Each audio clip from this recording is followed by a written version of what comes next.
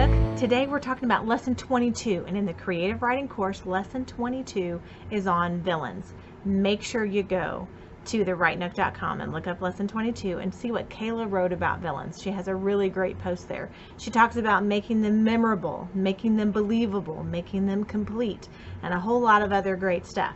But today I want you to think about villains, and I want you to think about maybe your favorite movie or your favorite book, and the villain that was in that book or the antagonist in that book. Why did they stand out?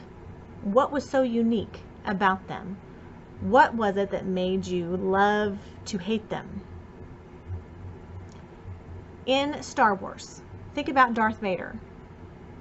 What is it about Darth Vader that every time he comes on the scene, you just had chill bumps? Now, I'm one of those that I grew up with Star Wars. You know, when it came out in the 70s, we were all Star Wars. Still a huge Star Wars fan.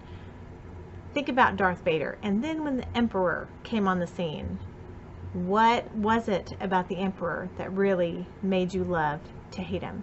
You could even think about the Wizard of Oz. What about the Wicked Witch of the West? What was it, not just the flying monkeys, but what was it about her that made you think, oh, she is a terrible, horrible, nasty person. She is such a villain. Write some of these things down. Think about it so that you can really examine what villains are all about. Now, in your story, a villain doesn't have to be just this uber bad guy that's out to kill everyone. I had a villain in The Patriot Bride who I have had hundreds of letters from readers about, that they love this villain because he's not necessarily this evil, horrible, nasty person who's trying to kill the heroine. He's just Eeewy and he just, you know, gives you the shivers, and you just don't want him to be around, and he kind of makes you laugh too. So think about the different ways that you can play a villain. Now for me, it's kind of funny. My editor likes to talk about the fact that I normally don't ever have edits on my villain scenes. Why is that? I kind of wonder, what kind of a person am I that my villains don't normally have to be edited?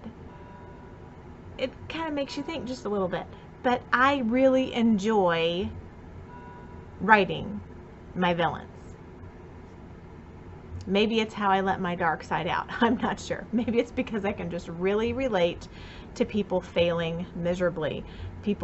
Go back and read the post and look at all of the different ways that you can help shape your villain, because you do need your villain to be complete. That's one of the things that Kayla really talked about in the post, is making sure that the villain is a complete character. So pull out that GMC chart that we just talked about a few lessons ago.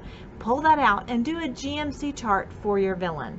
Make his goal, his motivation, and his conflict very real, and let us see him just ooze, or her ooze, out onto the page.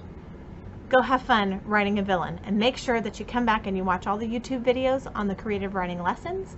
Make sure you check out all the posts on the Write Nook. We love having you here.